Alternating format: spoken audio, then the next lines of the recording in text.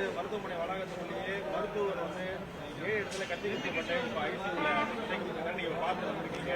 தமிழ்நாட்டை பொறுத்தவரை சட்ட ஒழுங்கு முழுமையாக பாதிக்கப்பட்டு ஒரு சாதாரண குடிமகனிலிருந்து பல்வேறு துறைகளை சார்ந்தவர்கள் கூட தினந்தோறும் வந்து சமூக விரோதிகளால் தாக்குதலுக்கு உள்ளாகப்படுவதும், அது மட்டுமல்ல வெட்டு, குத்து, கொலை, கொள்ளை, கற்பழிப்பு, பாலியல் பலாத்காரங்கள், ஆள் கடத்தல், இதெல்லாம் வந்து சர்வசாதாரணமாக இந்தியாவிலேயே ஒரு முதன்மை மாநிலம் என்று சொன்னால் தமிழ்நாட்டை தான் நம்ம நிச்சயமா சொல்லி ஆக வேண்டும். நேற்றைக்கு கூட திருவற்றூர்ல ஒரு மூதாட்டி, ஒரு இல்லத்தரசி ஒரு நகைக்காக படுகொலை செய்யப்பட்ட அந்த கொடூர கொலை நீங்க பார்த்திருப்பீங்க. அதேபோல ஊடகங்கள், பத்திரிகை ஊடகங்களை பார்த்தாலும் சரி, பத்திரிகை திருப்பினாலும் சரி, கொலை நான் சொன்ன இந்த சம்பவங்கள் எல்லாம் வந்து தினந்தோறும் வந்து எப்படி வந்து ஒரு தங்கத்தினுடைய விலை இந்த மார்க்கெட்டில் இந்த ரேட்டு மாதிரி டெய்லியும் பார்த்தீங்கன்னா இதை போற ஒரு மக்களுக்கு பாதுகாப்பு இல்லாத சட்ட ஒழுங்கு சீர்கெட்டிருக்கிற நிலைமை தினந்தோறும் பத்திரிகை ஊடகங்கள் வாயிலாக அறிய முடிகின்றது. ஆட்டை கடித்து மாட்டை கடித்து மனுஷனை கடிச்ச கதையா ஒரு உயிரை காக்கின்ற ஒரு புனிதமான அந்த மருத்துவ தொழிலில் ஈடுபட்டிருக்கின்ற மருத்துவர்கள், அவர்கள் மீதான தாக்குதல்கள், இதை ஏற்றுக்கொள்ள முடியாது எந்த நிலையிலும். ஏனென்று சொன்னால் ஒரு உயிரை காக்கின்ற மருத்துவருக்கே அவருடைய உயிருக்கே ஒரு பாதுகாப்பு இல்லாத ஒரு சூழ்நிலை என்று சொன்னால் இதை எங்கே போய் சொல்வது? இப்படிப்பட்ட நிலைமை வந்து தமிழ்நாட்டிலே இருக்கின்றது.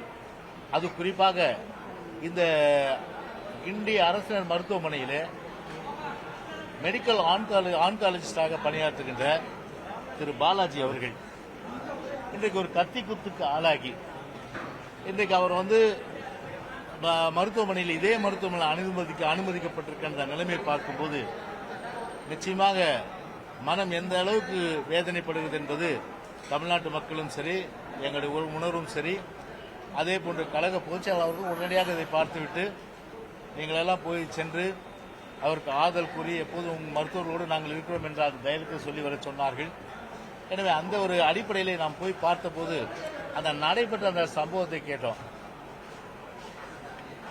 அந்த தாக்குதல் செய்தவன், அதாவது கத்தியால வந்து குத்தியவன், அவன் வந்து வரானா, அவனையே அவன் செக் பண்ணல. நீங்க முதல்ல ஆயுதத்தோட ஒரு ஹாஸ்பிட்டல் வர முடியுமா?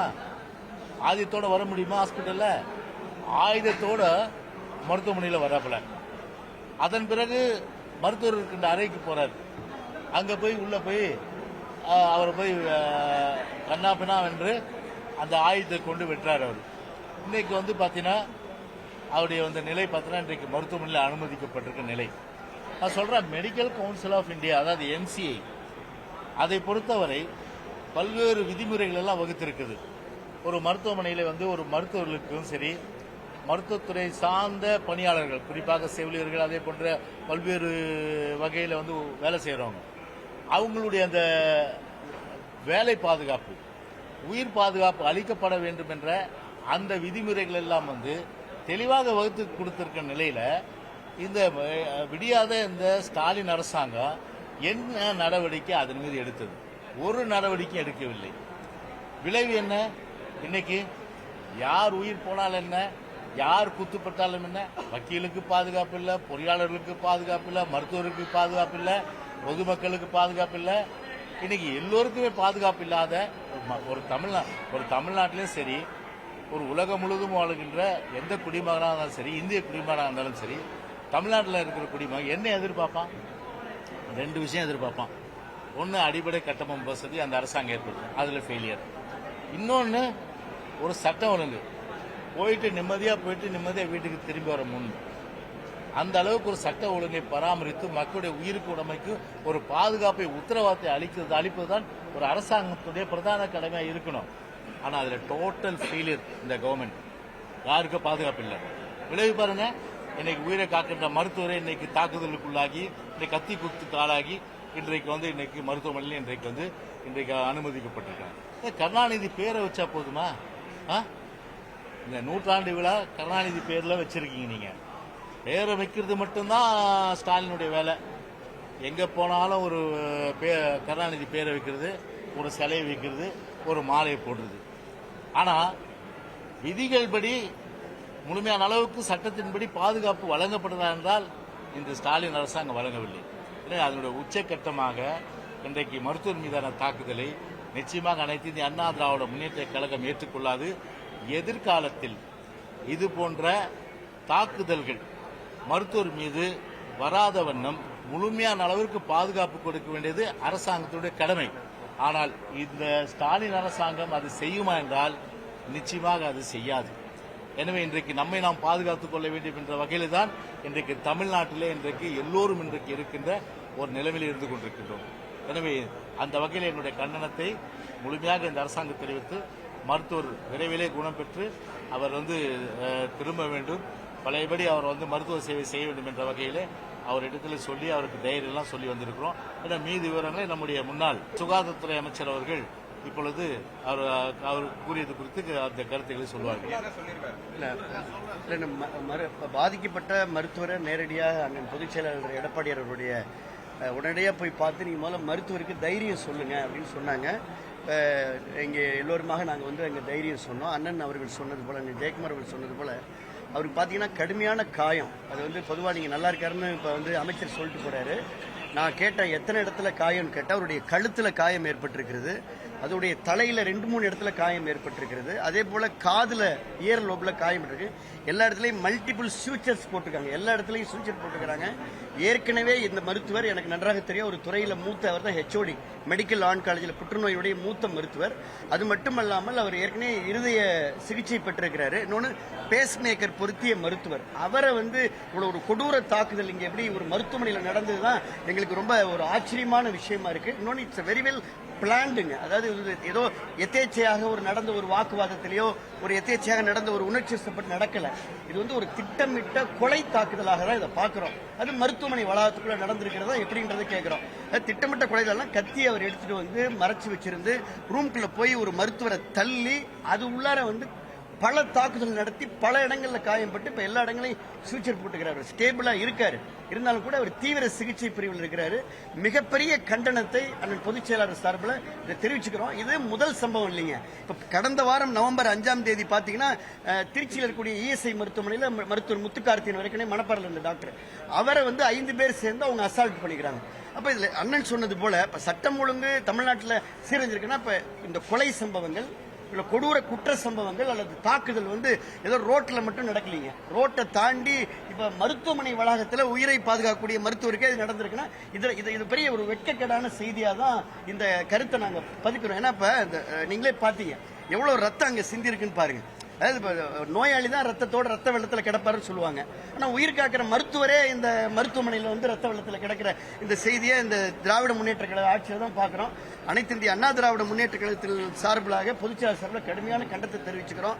அந்த மருத்துவருக்கு மன வலிமையை கொடுத்துக்கிறோம். அவர்கிட்ட பேசிட்டு இன்டராக்ட் பண்ணிட்டு வந்தோம்.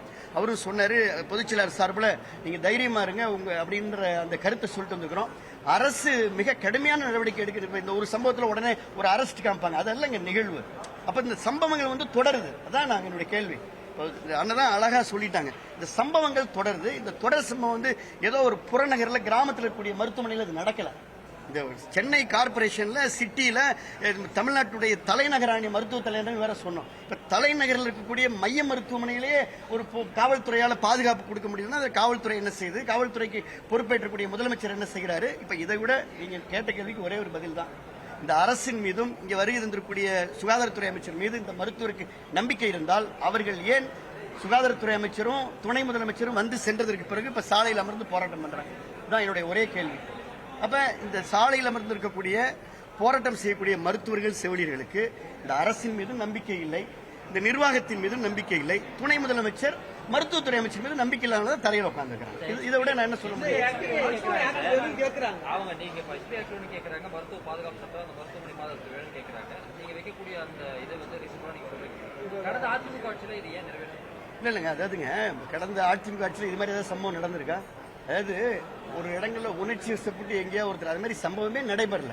நான் தான் சொல்றேன், இப்ப இந்த ஆட்சியில தான் திமுக ஆட்சியில தான் நடு ரோட்லயும் இது மாதிரி வெறி தாக்குதல், கொலை வெறி தாக்குதல் நடக்குது, வீட்டுக்குள்ளாரையும் நடக்குது, மாணவர்கள் மேலே நடக்குது, பெண்கள் மேல நடக்குது, காவல்துறை மேலே நடக்குது, இப்போ உயிர் காக்கக்கூடிய மருத்துவர்கள் மீதே நடக்குது. இப்போ இன்னைக்கு நடந்திருக்கு, போன வாரம் நடந்திருக்கு.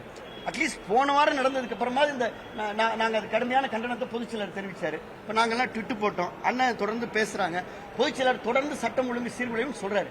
சொன்னதுக்கு அப்புறமா கடந்த சம்பவத்திற்கு பிறகாவது இந்த அரசு விழித்திருந்தால் முழித்திருந்தால் இந்த திட்டமிட்ட சம்பவம் நடந்திருக்காரு. யதார்த்தமா நடக்கிறதுன்றது வேற. பத்தி உங்களுக்கு எனக்கு ஒரு ஒரு ஒரு ஆர்குமெண்ட் நடந்து ஒரு லேச தள்ளி விடுறதுன்றது வேற.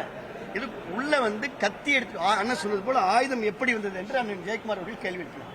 இந்த ஆயுதத்தை எடுத்துட்டு உள்ள கதவை சாத்தி கொலைவதை தாக்குறது மல்டிபிள் ஃபியூச்சர்ஸ். அதான் உங்களுக்கு சொல்றோம். ஸோ திட்டமிட்ட தாக்குதல் நடத்துறப்ப இதை நிர்வாகம் கண்காணிக்கணும். ஒட்டுமொத்தமாக சிஸ்டம் ஃபெயிலியர், அவ்வளவுதான்.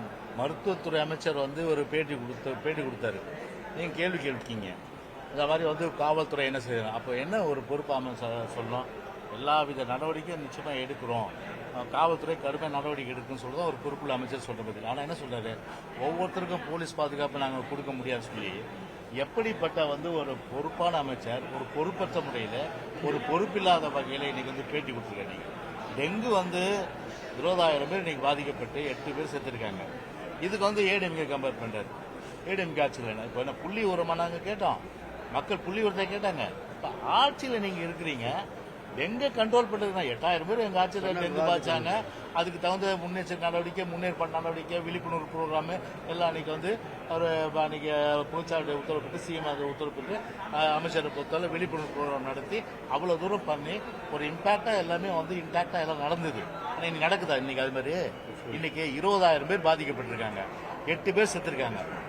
கூலா என்ன சொல்றாரு மினிஸ்டர், அவருக்கு ஸ்டாலினோட வாக்கிங் போகணும்.